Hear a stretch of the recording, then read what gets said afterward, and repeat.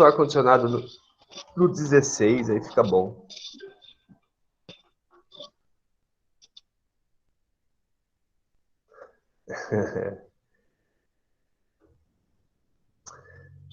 Bom, tá gravando, hein? Tá gravando.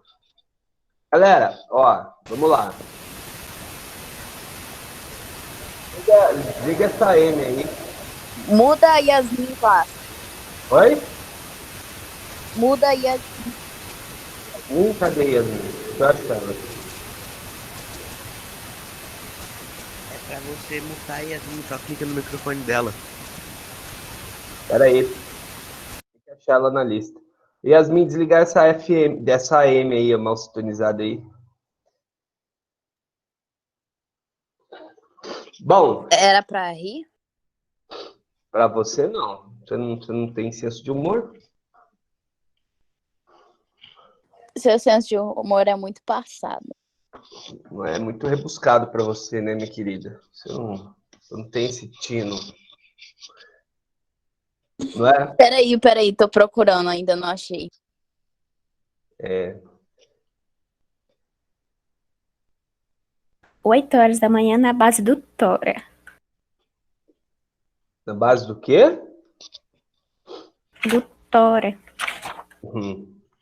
Ó, galera, bora lá então. Seguinte, né? Vocês viram lá a mensagem no grupo sobre a prova? Alguém tá com dúvida sobre a avaliação de segunda? Tira agora. Não? Fala, Alexandre, qual é a dúvida?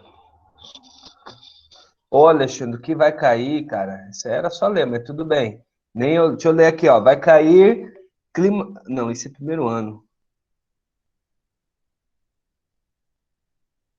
Ixi, segundo ano. Ah, bom. Transportes no Brasil, né? Aula até sexta-feira, até hoje, tá? Vai cair comércios e serviços, tá? Incluindo balança comercial e adjacências, né? Aquelas relações que a gente discutiu nas últimas aulas. Bem de boa. Beleza? E características industriais também. Na verdade, eu vou relacionar o processo de produção industrial com comércio, serviço e transporte, que é uma parada só. Tá? Beleza? Mais alguma dúvida? Precisa da prova mesmo? Olha, segundo as normas do colégio, sim.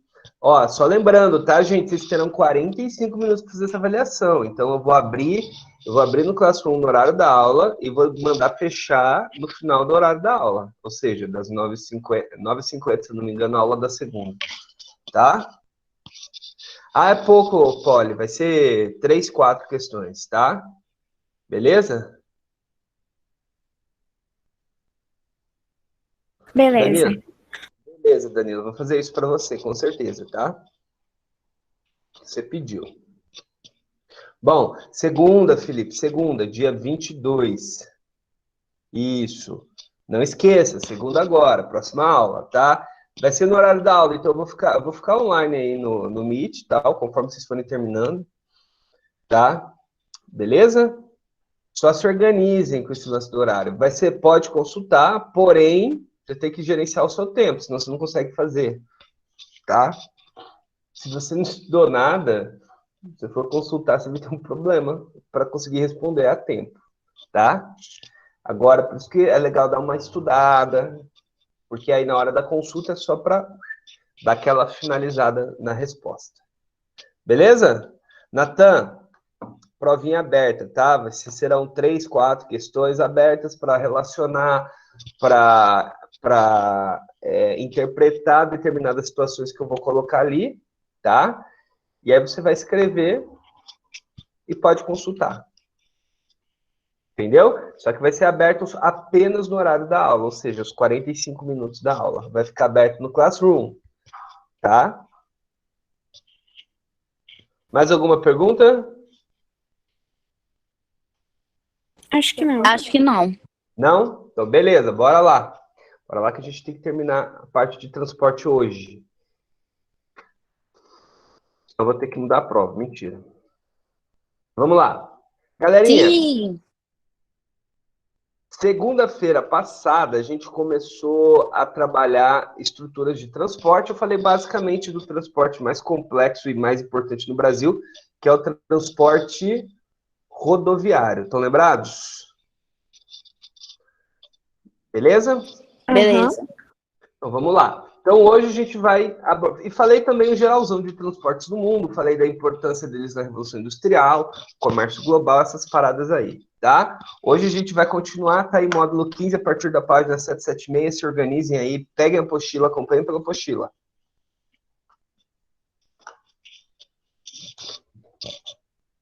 Beleza? Então bora lá.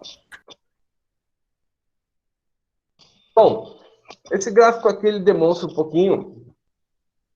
Eu mostrei ele para vocês na aula passada. Deixa eu pegar meu laser. Né? A dependência do Brasil em relação ao modal rodoviário, tá? E o crescente quase insignificante do modal ferroviário, né? Saiu de 21% para 23,3%, né? Porém, com uma redução do transporte hidroviário. Isso tem a ver com algumas políticas ali, algumas questões de medida de MP dos portos, PEC dos portos, enfim, que eu não vou entrar muito em detalhe agora. E uma redução aqui do toviário, que isso aqui dá para relacionar com a nossa realidade, que é o quê? Uma redução de compra de gás da Bolívia e um aumento da produção de gás por parte da Petrobras. Ou seja, esse duto viário, basicamente, no Brasil, o principal fator de transporte dele é o gasoduto Brasil-Bolívia, né? É gás. Bom, beleza? E o aéreo para carga é muito pequeno. O aéreo vai ser pequeno em qualquer situação, porque é muito caro. Mas vamos lá. Então, aí a gente falou... Eu falei para vocês da questão da produção agrícola, né? Aqui do nosso estado, Mato Grosso, que tem que escoar em qual porto mesmo? Por onde que escoa a soja que a gente produz? Paranaguá? Muito bem, Paranaguá, que fica no litoral do Paraná, né? Então você tem que sair, imagina, do interior do Mato Grosso até o litoral do Paraná em carretas. Isso aí é caro e perigoso, né? Isso aí, e o fato de ser perigoso torna ainda mais caro, porque você tem o custo do seguro, né? Você tem a manutenção das vias, e manter vias, a manutenção de rodovias, quando você tem fluxo muito grande de carretas pesadas, é bem caro, porque não há asfalto que aguente aqueles bitrem de 30 metros sobrecarregado, passando o tempo inteiro sobre a pista, tá? Não tem jeito, fica igual aquela rodovia ali entre Água Clara e Três Lagoas, né? Não tem como, porque é muito peso sobre o asfalto e um clima quente, né? Então é natural que rebente tudo. Então isso é um problema, né? Isso é um problema. Então, o ideal era tirar essa carga pesada, né, de produtos não perecíveis das rodovias ou reduzir bastante o percurso dela nas rodovias. Como? Você tem que criar portos ferroviários, né, para você poder transportar isso, já que hidroviários, quando for possível, né? No nosso caso aqui seria mais correto, mais adequado, ferrovias. Beleza? Alguma dúvida sobre isso aqui que está na tela? A gente comentou a aula passada? Não. Não? Então bora lá.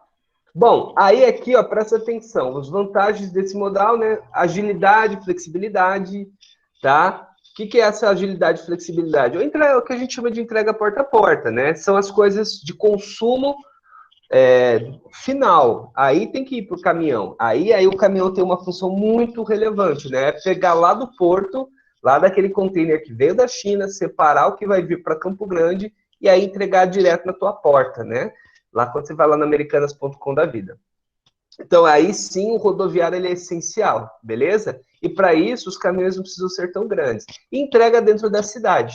Isso é bem legal, tá? Já vem, por exemplo, empresas chinesas vêm investindo pesado em caminhões pequenos, caminhões urbanos elétricos, tá? Olha que bacana. Por quê? São caminhões para fazer entrega porta a porta mesmo. Então, o caminhão pode ser elétrico porque todo dia eu vou conseguir carregar esse caminhão, carregar as baterias, né? Porque ele vai parar todo dia no mesmo lugar. Então, isso é bem interessante, tá?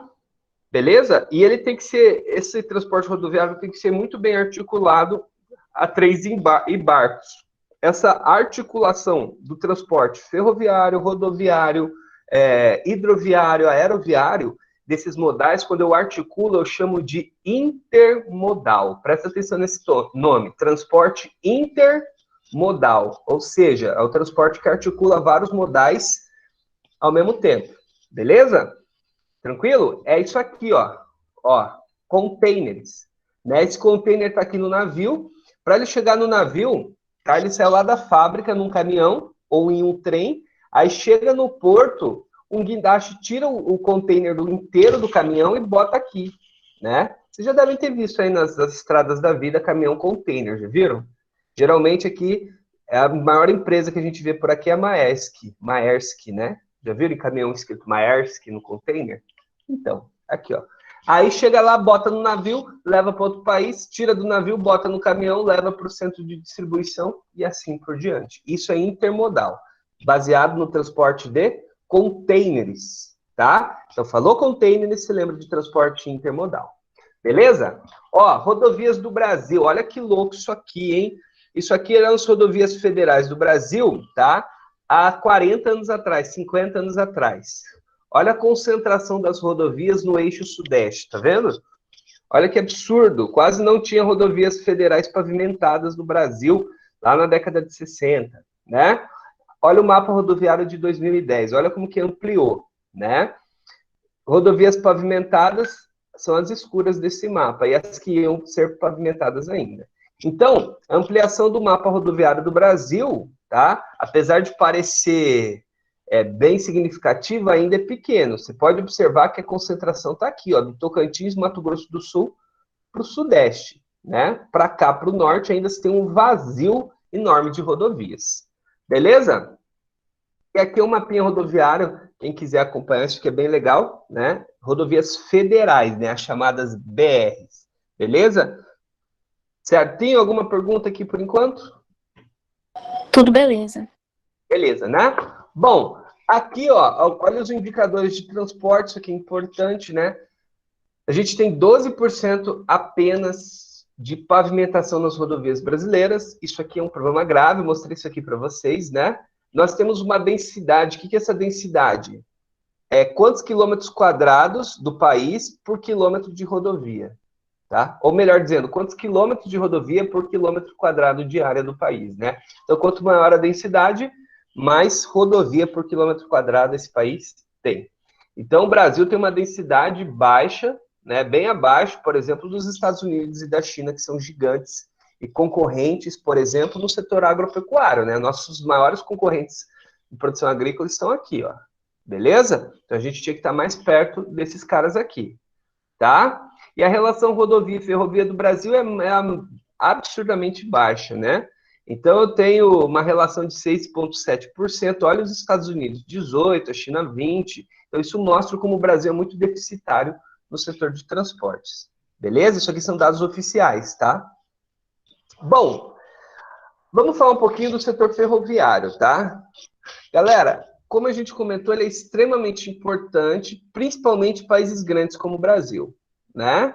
Mas isso não significa que ele seja bem desenvolvido no nosso país. Todo mundo sabe que ferrovia é importante, todo mundo sabe que isso aí ia aumentar a lucratividade de muita gente, ia tornar mais barato e dinâmico o transporte, porém, não há investimentos massivos nessa área, tá? Daqui a pouco a gente comenta por quê.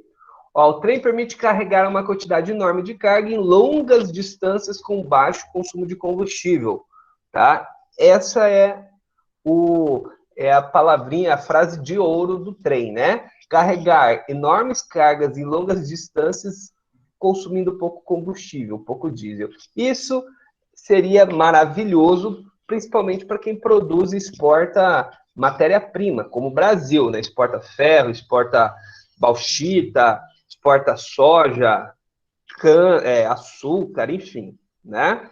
Isso aqui é essencial, né? Sua desvantagem, obviamente, tá? A falta de flexibilidade. Eu já vi que você só pode ter o trem onde tem um trilho, né? E esse trem não vai ter flexibilidade fora desse trilho. Então, os percursos são muito amarrados, tá? E a dificuldade de implantação e manutenção dos trilhos, né? Então, às vezes, esses trilhos aqui, para colocar uma ferrovia, acaba saindo caro dependendo do lugar que você for instalar. Ou seja, significa que a lucratividade vem a médio e longo prazo. A curto prazo você gasta bastante. Então isso é visto como uma dificuldade. Por isso que em muitos países, quem cuida dessa infraestrutura é o Estado, tá? Por quê? Porque é um investimento alto, tá? Que tem que ser feito e com uma lucratividade que às vezes pode demorar para aparecer. Então, a lucratividade direta da operação. Então, muitos estados acabam assumindo essa responsabilidade, beleza? Porque às vezes não é muito atrativo para a iniciativa privada. O Brasil, nos últimos anos, vem criando alguns planos de privatizações e concessões de ferrovias, tá? Isso aí foi bem difundido ainda no governo Dilma, tá? E agora, depois dos governos que vieram depois, houve também algumas medidas para continuar esses planos de privatizações de ferrovias e rodovias no Brasil. A ideia é o quê? É criar mecanismos para incentivar o investimento privado, tá, nesse setor. E para isso precisa ter investimento público também, né, na infraestruturação.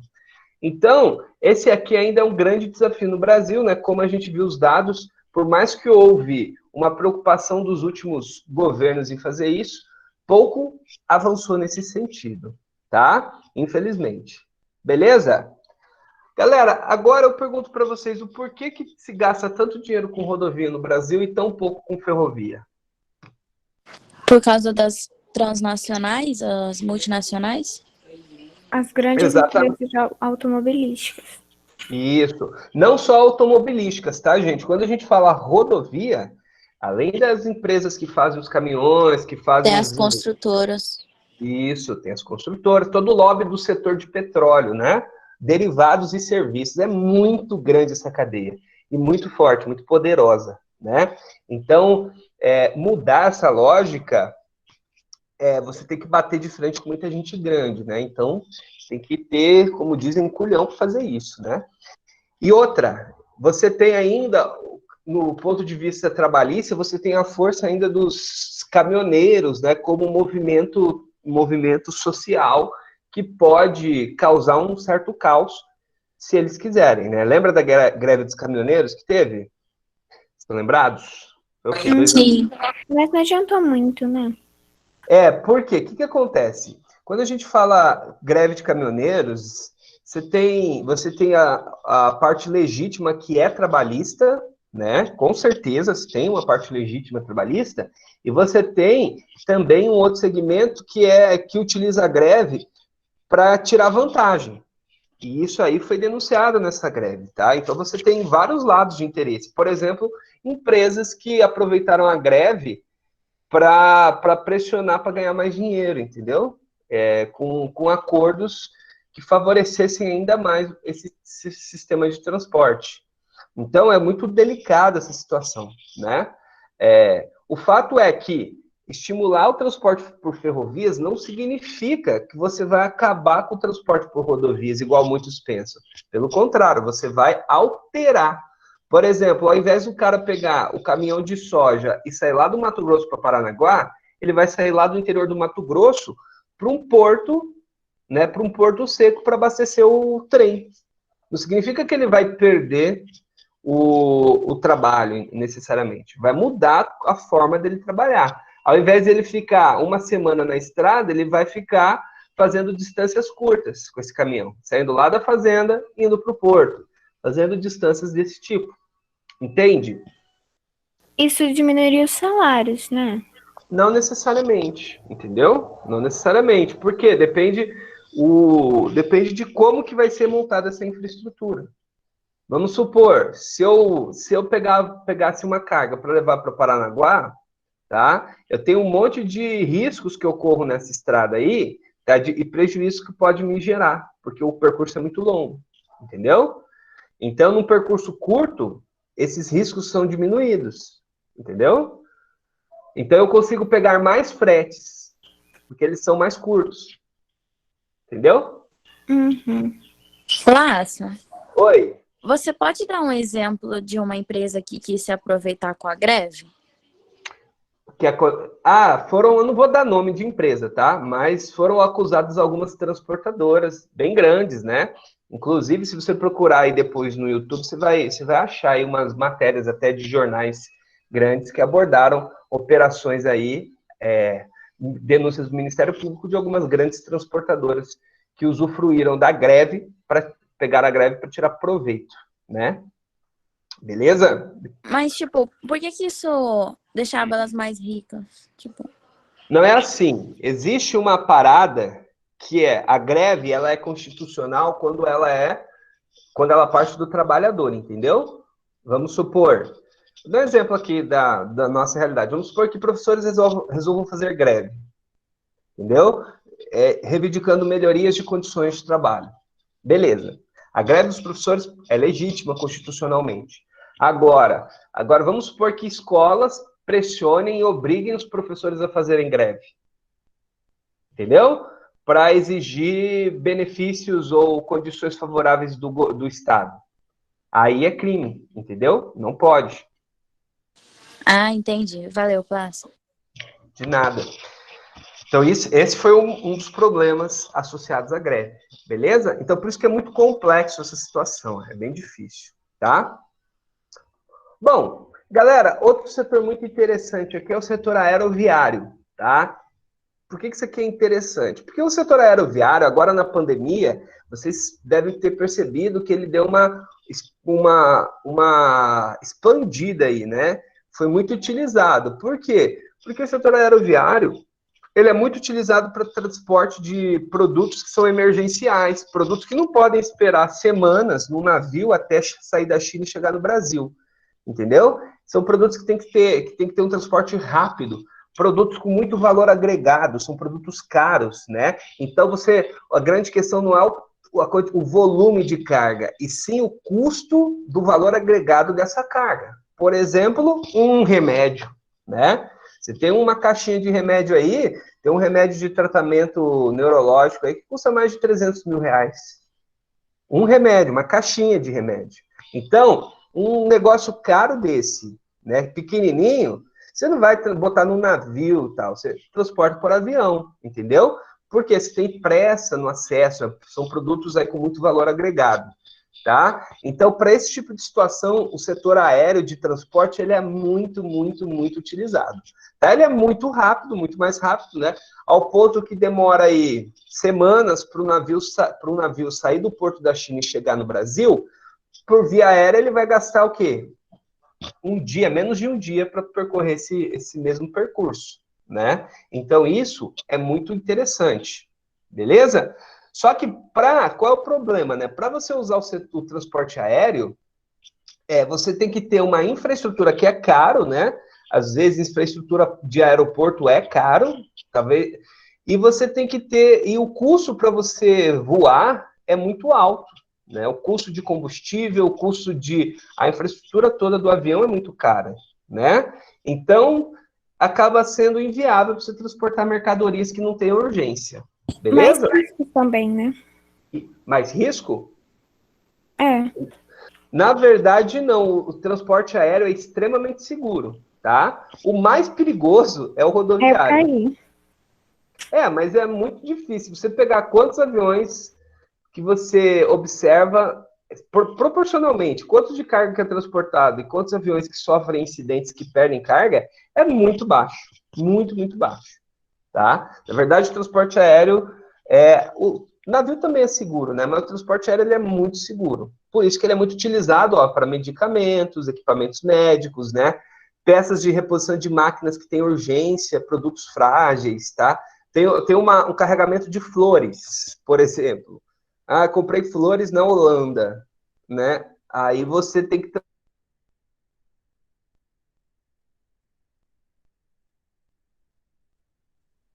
vai morrer.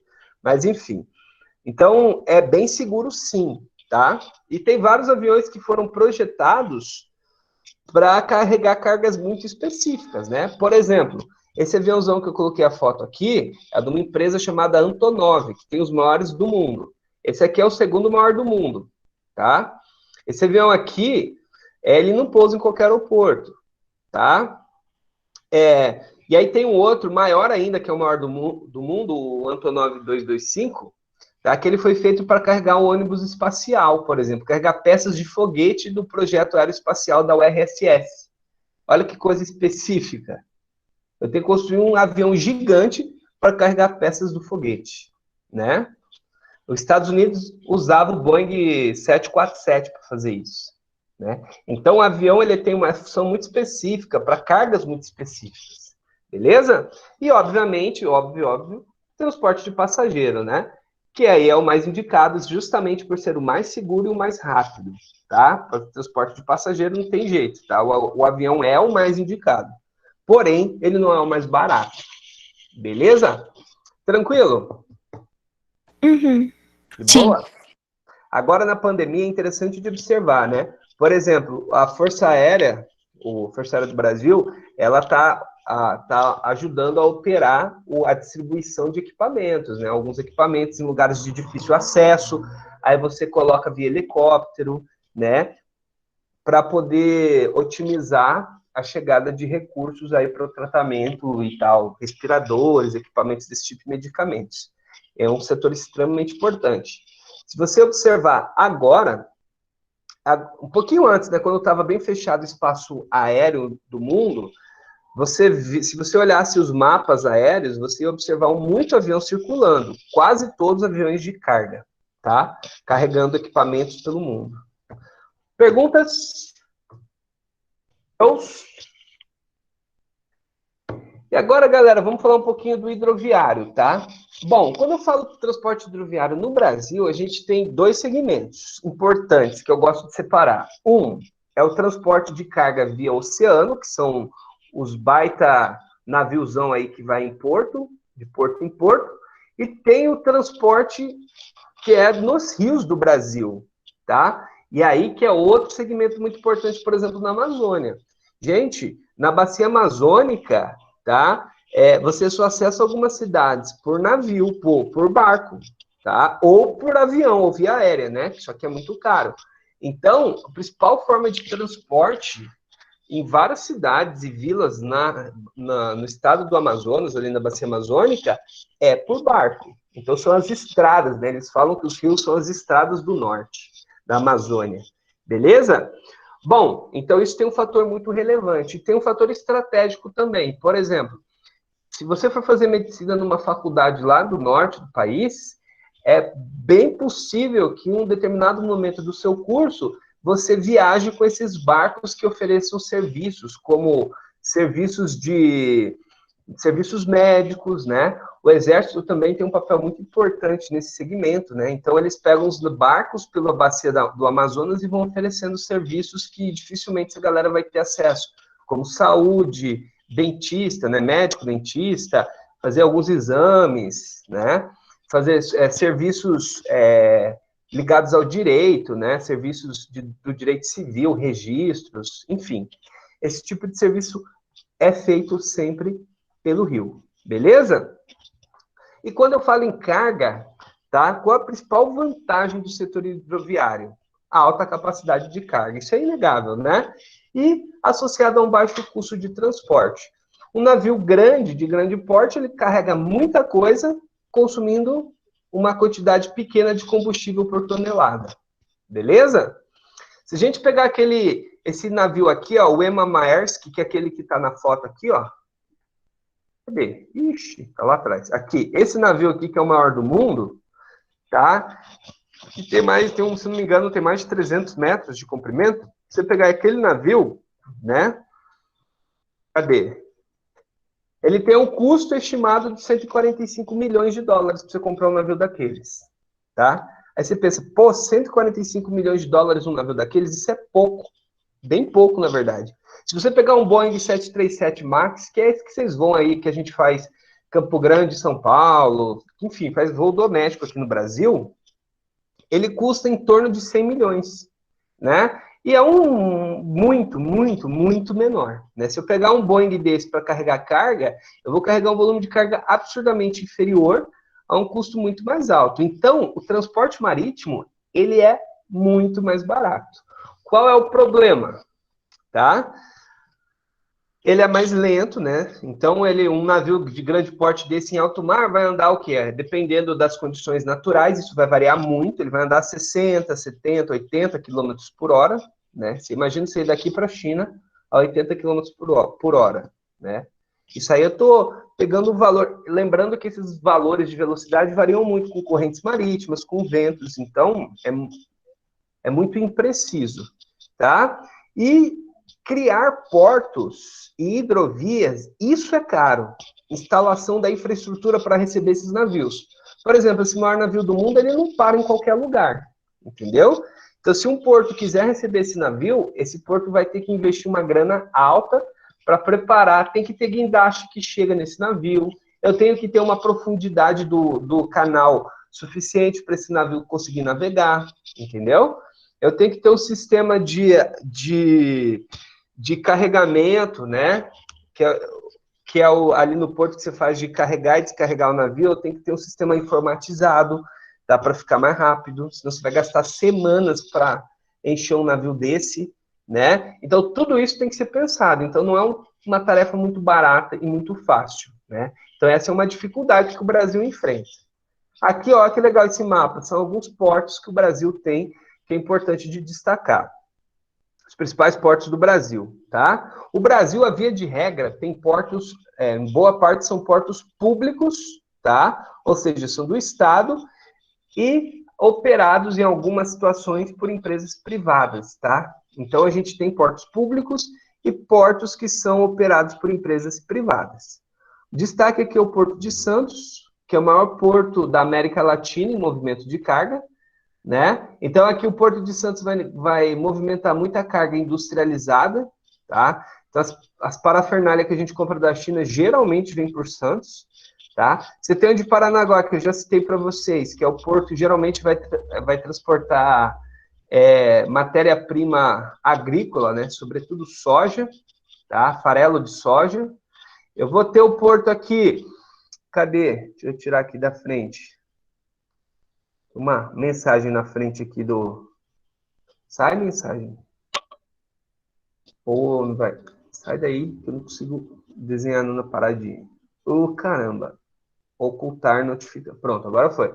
Eu tenho um porto aqui de Itaqui, eu já comentei com vocês, né, que é no Maranhão, onde escoa a produção de minério de ferro, geralmente vai para a China, tá? Eu tenho o porto de Recife, né, Porto de Suape, que também é bem importante aqui para a entrada de cargas, tá?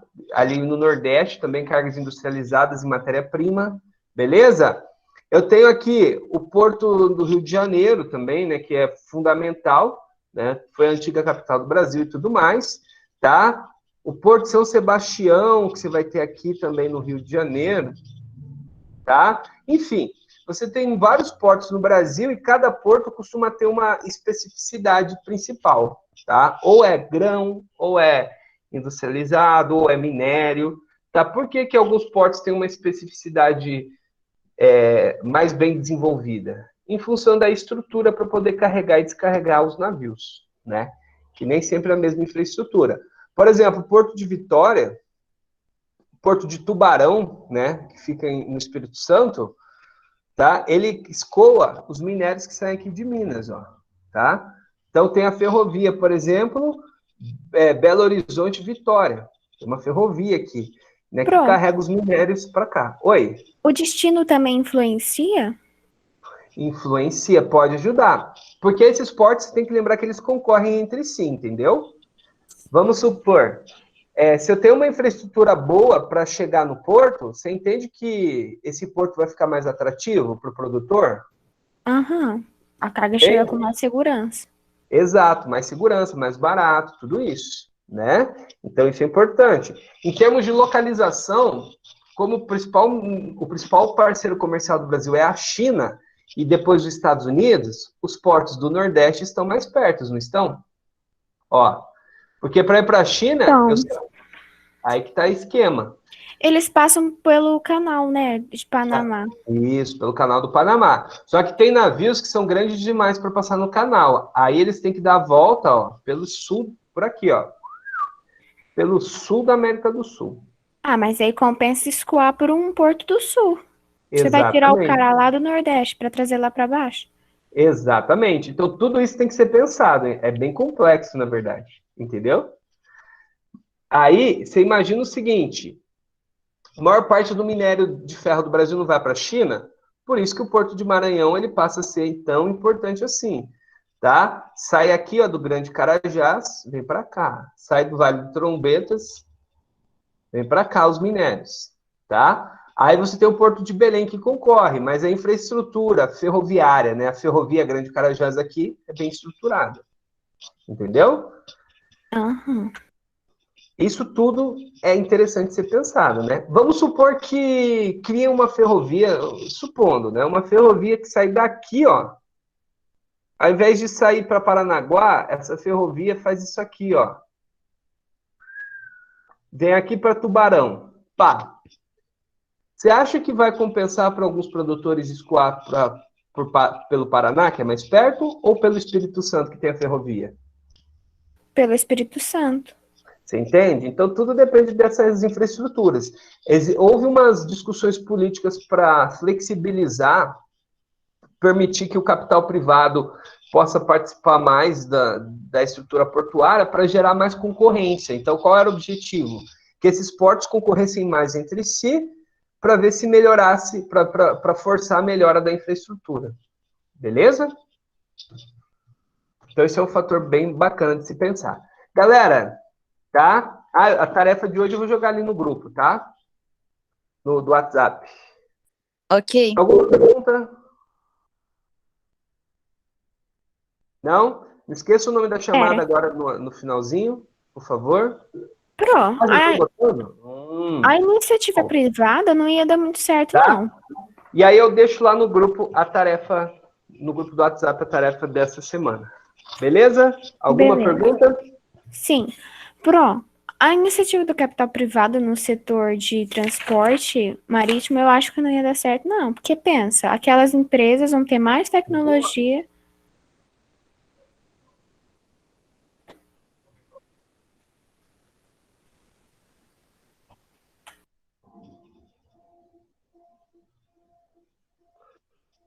Tchau para vocês. Tchau, Plaça.